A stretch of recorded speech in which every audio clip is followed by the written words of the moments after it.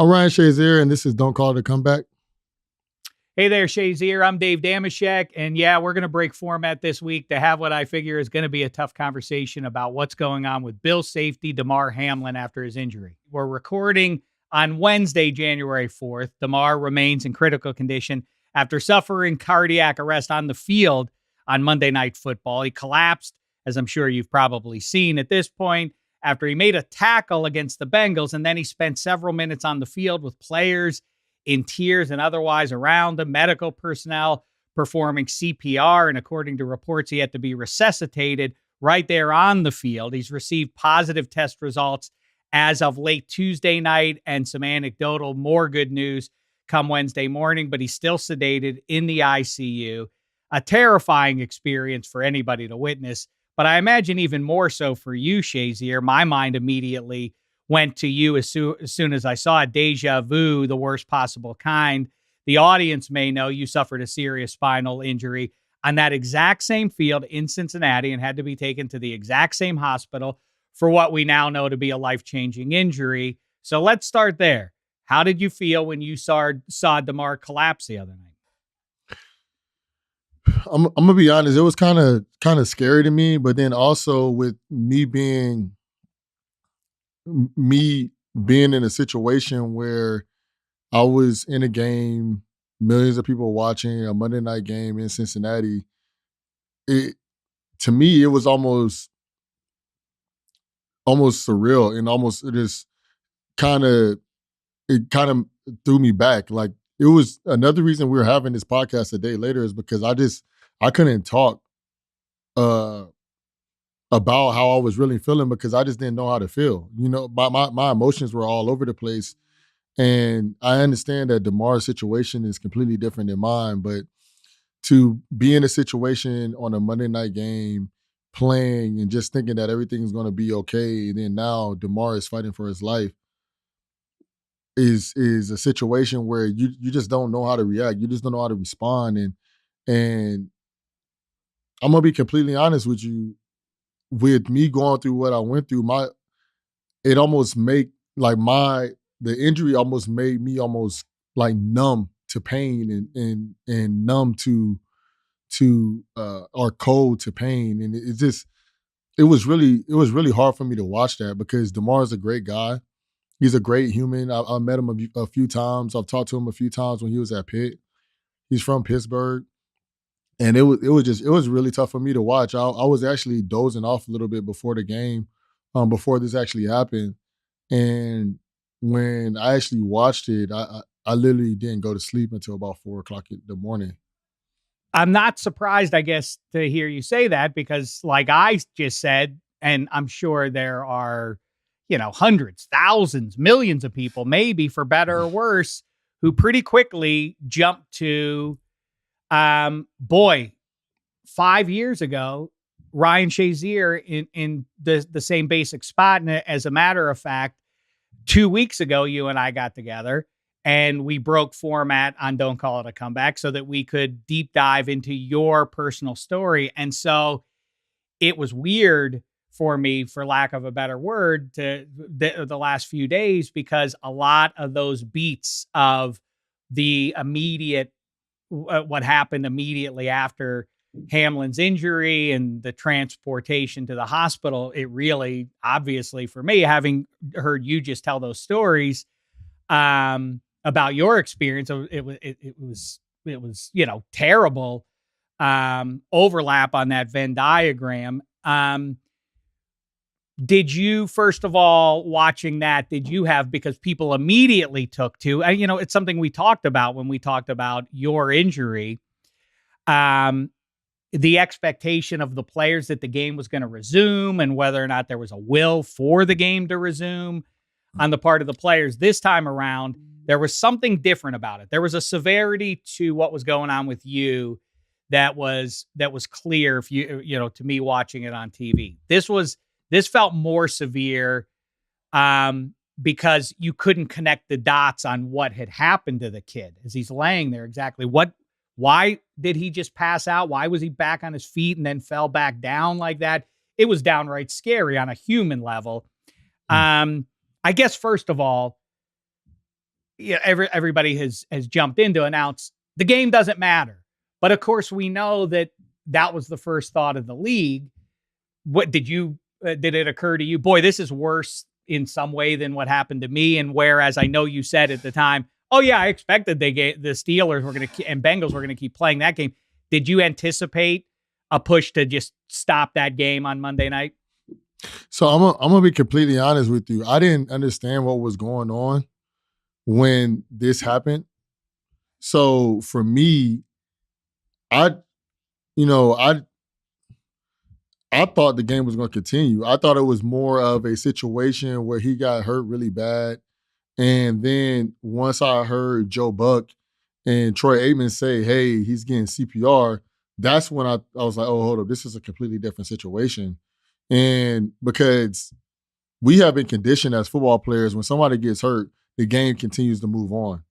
And when my injury, the game continued to move on, but there was a lot of guys in that stadium, a lot of guys on my team that didn't, I don't even think they had to play, but I don't think if they were asked, hey, do you think you could play, that you could play right now? I actually talked to a former teammate of mine who's played for the Buffalo Bills, and he was there at the situation. He's seen everything happen.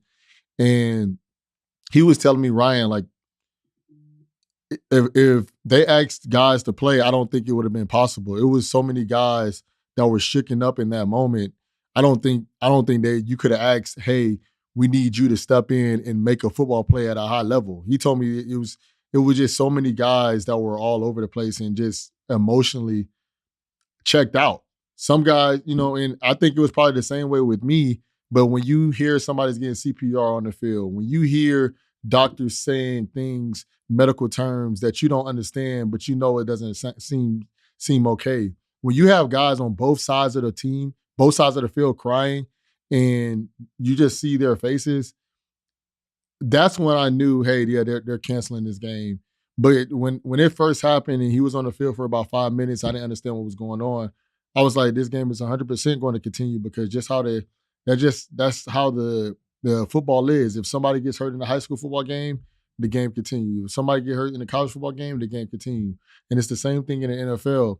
But I think when it's at this magnitude, that's when guys look back and say, hey, we can't have this guy.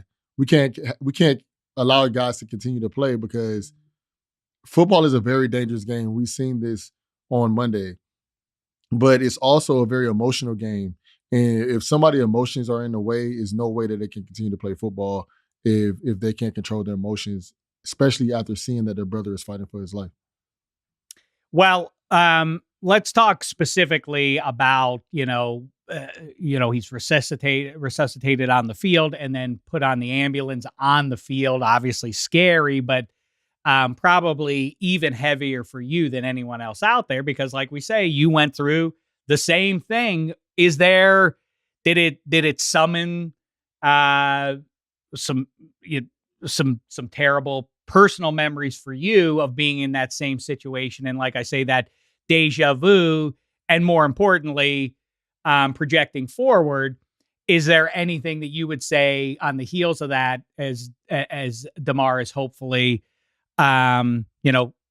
inching towards recovery here, anything you would say to his family right now that they would need to hear, and something that the football community needs to hear, how they regard his family and Damar personally in these next few days or weeks? So the first thing I'm gonna say, first of all, is, and I don't know if people that listen to this podcast are believers in God, but the first thing I'm gonna tell them to do is trust God, continue to have positive faith. Faith can move a mountains. The faith of a seed can move a mountain. And the biggest thing for me, it definitely brought back a lot of bad memories for me because I just went back and just thought about everything I had to endure with me getting hurt. And another thing that made it really even worse is I know a lot of people were wishing me the best, but then also a lot of people were saying, hey, I'm praying for you and I hope you're okay. I hope you can overcome this. And to me, it was just a lot. It was almost overwhelming for me. And I just for his family, the biggest thing I'm gonna say is just stay positive and constantly speak positivity into Damar. I understand right now he's in intensive care, he's sedated. And the biggest thing is just constantly pour positivity into him, because if he can't hear you, that's all you want. That's all you want to continue to have, and because at the end of the day, I've always felt the more positive you are, the more you believe is the more likely good things happen. So I feel that was one of the reasons I was able to overcome where I overcame. But to me, I still feel like I fight pain every single day because of what I went through. And so for me to see that happen, it it was almost like just reliving that pain all over again. So, but the biggest thing I would just say is stay positive, because I feel like that's how I've been able to overcome. That's how I've been able to step forward. But I don't think it's something that I will ever be able to truly forget about or move on from. Well, one thing that was different for you versus Damar the other night was that his mom was there and was able to get into the ambulance with him. And I was conflicted from the outside looking in at that, because I heartbroken for her that she has to see her boy in that state. But I was also happy, because where would you rather be as a parent than by your kid's side in a situation like that? And then I think really, as football fans and people who didn't have an interest in football were tuned into ESPN on Monday night and listening to just banner work in an impossible spot by Ryan Clark, and providing some three-dimensional insight into the human beings that play the sport. And on one hand, the cynic in me says, hey, I would hope everybody watching already understands that these are human beings and that they're not characters in a movie for us. But the push and pull of that experience from the fan side of things is, sometimes it's beneficial to us to not fully embrace, because everybody, everybody is not somebody that we necessarily, want to be rooting for or whatever. And so we get into this weird rationalization sometimes with not allowing you guys to be full human beings to us. You must stay just these 3 hours a week characters for us to provide us enjoyment and so on and so forth. But I think the other side of that is too, that as everybody is very cautious right now to say, hey, I'm still a football player. And from the other side, I'm still a football fan and I'm going to keep watching. I think people are a little bit nervous to say that right now, but talk about the fact that as Ryan Clark was talking about, is there's a real love for football. That is a recurring theme with you, even after your injury, is I love football. That's why I'm out there. And you're still not even angry or you feel betrayed by the game because you love it so much. And so how do we reconcile that? How do the Buffalo Bills now? We don't know what's going to happen with the regular season and the playoffs and everything else in terms of scheduling. But what do you say to the Buffalo Bills, and what do you say to the audience watching the Buffalo Bills and otherwise going forward about that? For all the danger, football is a game that these people mostly are playing out of a passion. It's not just a paycheck. Or correct me anything I just blathered on about there. Correct anything that I'm wrong about based on what I just said. No, you're not wrong. Like I even said it when I was in California on the Colin Cowherd show. If I can get a magic wand and be able to play football again right now, I would, and with everything I went through, to see what Damar went through last night, to see what so many other people have gone through, I would still play the game of football, because at the end of the day, I've been playing football since I was 5 years old. And the only thing I've known longer than football is my mom and my dad and my little brother. Basically, obviously my family. But other than that, I don't know any. I haven't even known my wife as long as I've known football. And I love my wife to death, but I haven't even known my wife as long as I've known football. So for a lot of guys, they're in the same type of situation as myself.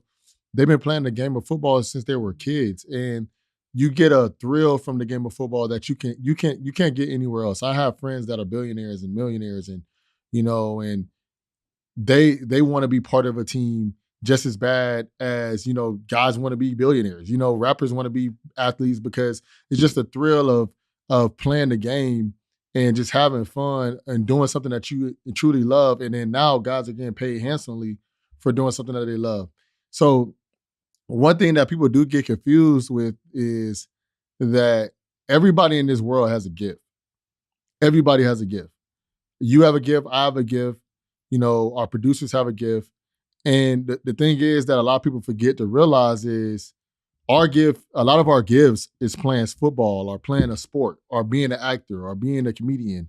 And a lot of people fail to realize is that this is a gift, like you were given a gift as well. And sometimes people forget that we're just using our gifts to provide for our family and do what we love to do. And people sometimes think that the gift is for them, and God gave us a gift to allow us to, entertain, allow us to provide, to allow us to, spread his word. But it's also, people have to realize that I was born the same way you were born. Obviously, everybody's born a little bit different. Some people premature, some people, C-section, some people not. But everybody's born the same way. They have a mother, they have a father, they were born. I was taught this at a very early age. Musicians are taught at an early age how to sing. Comedians are taught at an early age that people think they're funny. And I think a lot of times people forget that you were taught things and you were studying things when you were young doesn't mean that that's who you are. A lot of times athletes and comedians and actors, everybody think that's who they are because of the gift that they have. But a lot of people fail to realize that we're just as human as anybody else. When you take your kid to the circus, you want to enjoy your kid and enjoy the time with your family just like anyone else. But when somebody sees Tom Brady at a circus, everybody feels like, hey, Tom Brady is here so I can get a picture. Or LeBron is here so I can get a picture. And they fail to realize that this is a moment that you're taking away from their family so you can be entertained. And people fail to realize that some of us are entertaining people every single day. Some of us are entertaining people every single week. Like LeBron plays 82 basketball games and the playoffs. That means he's taking 3 hours that everybody sees from his family, 2 or 3 times a week, sometimes 4 times a week. And then also the practice that he takes away from his family as well. And people forget about how much time we take away from our families and ourselves to actually do what we have to do to entertain others. And sometimes people forget that. And I think that it's really important that people understand that athletes are people too. Because I remember I got hurt and people was like, man, how did you get hurt, man? Like, you can't get hurt. You too good to get hurt. And I'm like, you don't choose to get hurt. I don't know any person that chooses to get hurt. I know people that choose to sit out of practices. I know people that choose to say, hey, today is not my day. But I don't know anybody that would choose that, hey, I don't want to play football anymore. I don't, I choose to have a spinal cord injury. I choose to have, to be in cardiac arrest. People think that it's like a video game. We could just reset and just go back out there and do it all over again. And football is a gladiator sport. Everybody that signed up to play football understands that there is some type of high risk of injury. There's nobody that plays the game of football that has not got hurt. Unless, you only play for, a day or two and you got hit hard enough and you're like, oh man, this doesn't feel good. And you keep on moving. But if you're in a professional league, I don't know anybody that has gone a year or 2 years without having any type of injury. Because it's not realistic, because we are people. We're just as likely to slip on ice as a 70-year-old lady. But people but people see us being able to make one-hand catches or, tackle Saquon Barkley and think that we're superhuman. And that is not the case. So to me, it was very difficult for me because even to this day, I love playing football, and people tell me to this day, Ryan, when you play, you were my favorite linebacker. You're still my favorite linebacker to this day. Man, like, I use you on Madden every single day. It's not my choice that I'm not there anymore. And that makes it really hard for me. That makes it really hard for a lot of athletes. And that really makes it really tough because a lot of people see me as a Madden character and not say, hey, Ryan, how are you doing? How's your day? How's your family? It's more about, hey, can I get a picture? Can I get time with you? Can I, you're so impressive. And I think people fail to realize, but they see it a lot more when we have real injuries like myself, like Damar, because then they see, oh, snap, this guy is not invincible. But it's really hard to overcome because at the end of the day, like you said, when somebody turns on the TV every Sunday, every Saturday, every Tuesday, if you're watching basketball, they expect to see greatness. They expect to see 30 points on their fantasy team. They expect to be entertained. And it's rarely that people get entertained by their friends and their family. They get entertained by strangers. So when they actually see those strangers, they still see them as entertainment, and that's not as people.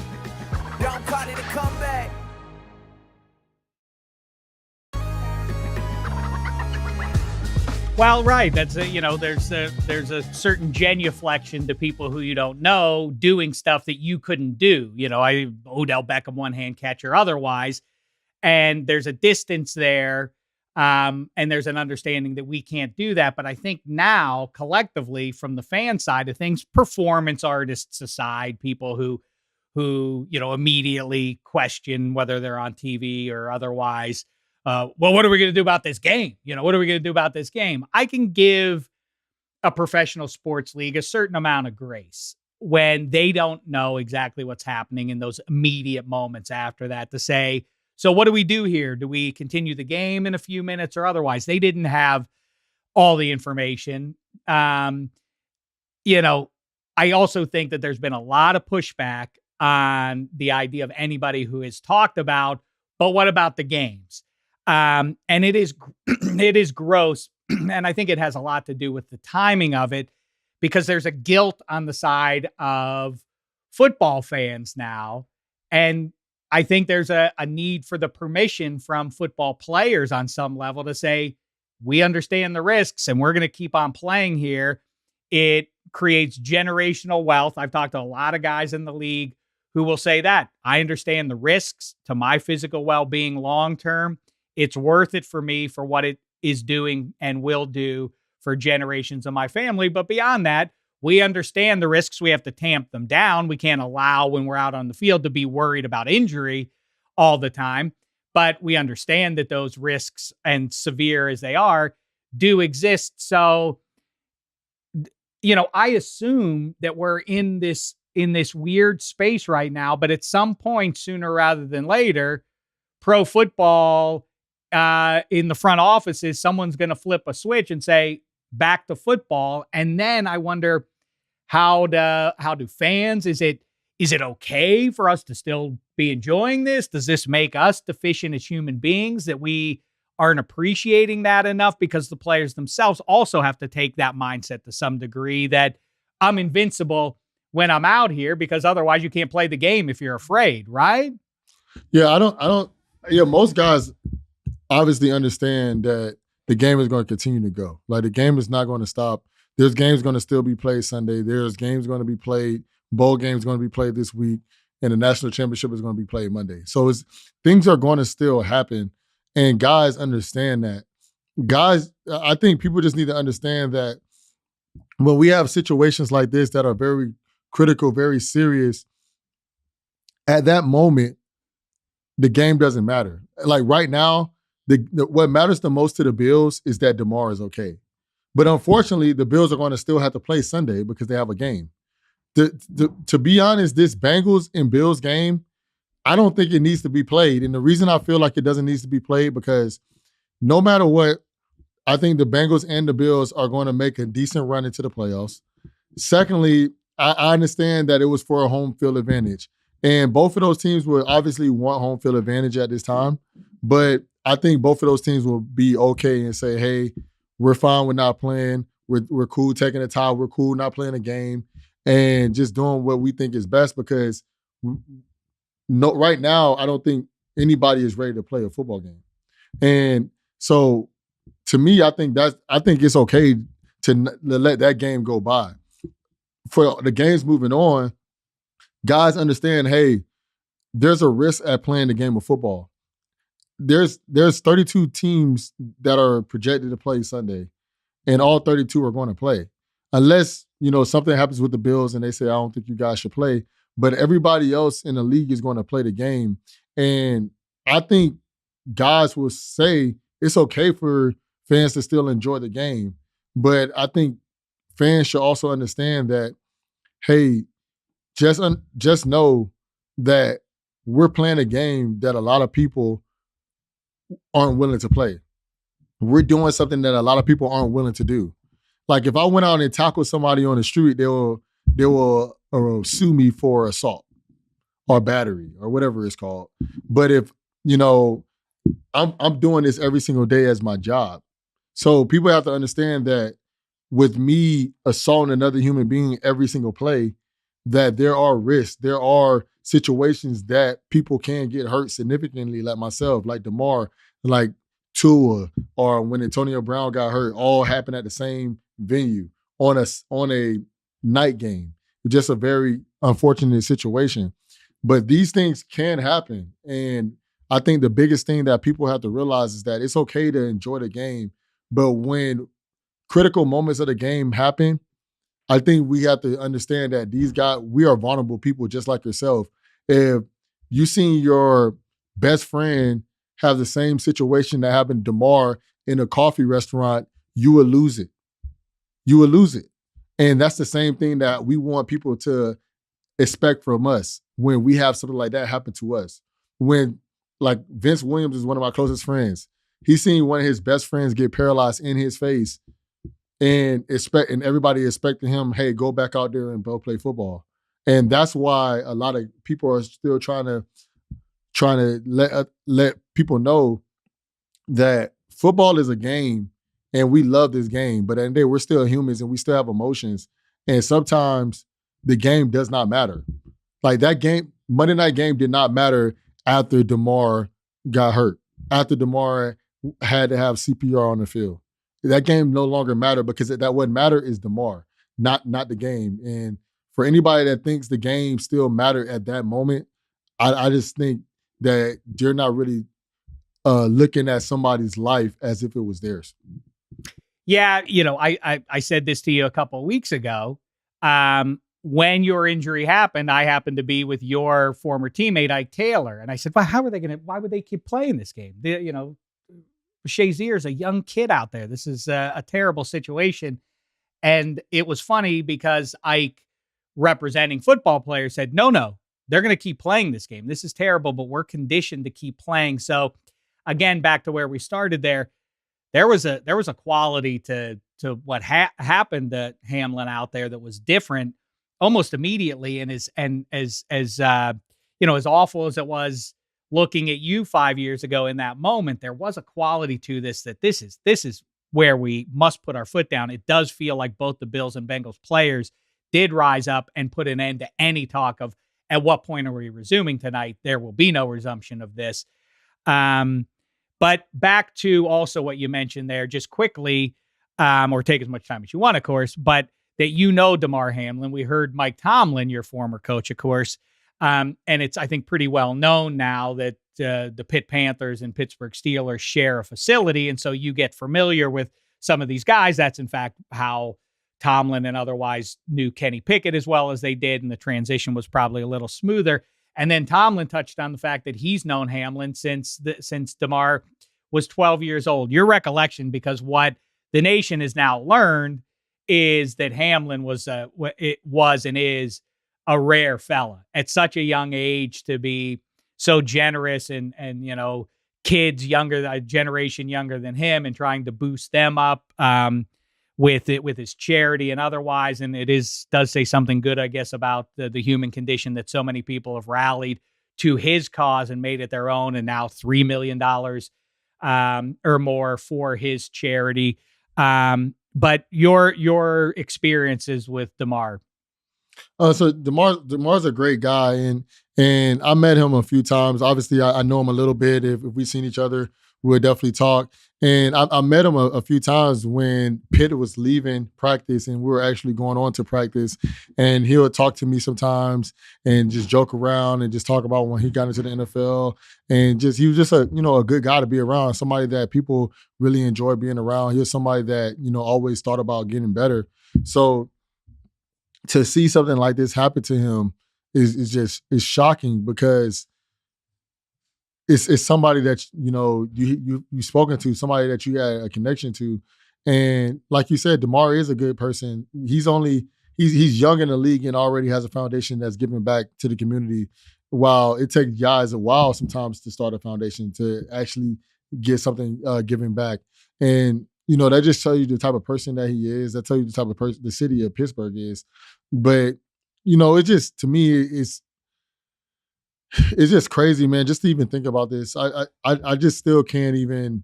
It's just still surreal to me with in this moment what he's going through and what his family is going through and what the Bills are going through. I just and back to what you were saying with Ike Taylor, like you said, we are conditioned to think that we are like Ike said, hey, the Steelers are going to win this game for Ryan.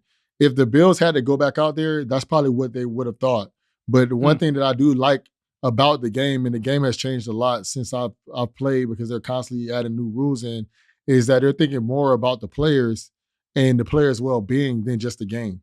And that's one thing that I really love seeing is that, there is a rule in place that say, hey, you need 5 minutes to get ready. But they also took in consideration, hey, there's a lot of guys that are emotionally unable to play this game right now.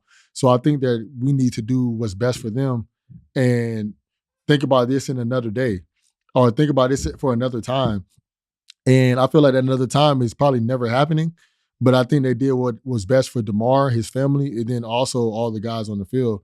Because that's one thing that I love about the game of football, the NFL, is that we're constantly trying to change and constantly trying to grow into a better league and a safer league. And that's one thing that I did see when they decided to not make them continue to play. I agree. I didn't think they should have played the game when you got injured that night. I thought the game should have been called there. I can't lie, though, and say that in the second half, when Le'Veon Bell was delivering licks to those Bengals defenders, and Juju Smith-Schuster was putting licks on Bengals defenders, and otherwise, that I didn't take some satisfaction from that. And that's really the paradox of, forget being a fan, of being a player, that you understand all that. And to your point about player safety and improving on that, it's imperfect, it's messy, it's downright unsatisfying as a watch sometimes when the officials are flagging things for unnecessary roughness and weird language like illegal touching. Like, well, they're running into each other on purpose, you understand, officials. What could be illegal about any touching going on in that environment? But it's the point you make is to try to thread that needle as best you can. Bigger, faster, and stronger is a real thing. Ryan Shazier was moving a lot faster than his predecessors were 30 or 40 years ago, and those collisions are more severe. And so we have to try to reconcile that. And it's messy, and it's like I say, isn't always satisfying, but it's ultimately for the best. And I will say this: you talk about people coming up to take a picture with you because they loved watching you get that interception in Arrowhead and all of that. Now I suspect that Damar Hamlin or maybe his family is in need of Ryan Shazier in his new career, which is somebody who speaks with some knowledge and empathy about a situation, in the big picture that Damar is going through now. And I think, and I don't have to tell you this, I think you already know it. You said that you've gotten dozens of calls, and yes, people want to talk to you and get you on their radio show, just like a football league is what we got to keep the lights on here. I think radio shows and otherwise, let's talk to Ryan Shazier because he knows, but I think there is also some legitimate insight and counsel and otherwise that you can pay forward now to Damar Hamlin. And, I think that a lot of people thought of you on Monday night and, went back into those feelings. But part of me also is happy that you are there as a resource. I mean, hearing your story that you went through on this show 2 or 3 weeks ago, and then for our next show to be this one is sadly ironic. But, like I say, maybe there the bright light is that, in the coming days or weeks when it's appropriate, you and Damar's family can try and make some sense of next steps and what this means. And, if Damar isn't able to go back to football, what that means for the rest of his life, how you lead a full life once you have what your passion is taken away from you on some level. So, I say, I'm not glad you're in the situation you're in, but I'm glad you're around and a voice and willing to use it to try and help out in situations like that. The biggest thing I tell, guys all over the league and just people in general is I think one of the reasons I did get hurt is to allow me to be an impact on others, to be able to let them know that I'm here, let them know that I've overcame this and you can do the same, to be somebody that can help change, lives and just help others understand that just because you're in a difficult time doesn't mean it's going to last forever. So I think that I would definitely love to be able to communicate with them if they need anything or if they need any support or need any help. I would love to be any type of support system I can for them, because at the end of the day, I feel like that's one of the reasons I got hurt, is be able to give back and support individuals that's going through unfortunate situations like this one. So I definitely love playing the game of football. Like I said, if I can wake up and play right now, I might be a little too old. I'm 30 years old now, but I would definitely still do it. But at the end of the day, my calling is to be able to help individuals, help families like Damar's if they would need help. But the one thing that I believe and I'm going to pray about is that allow Damar to get back on his feet, allow him to get 100% healthy again.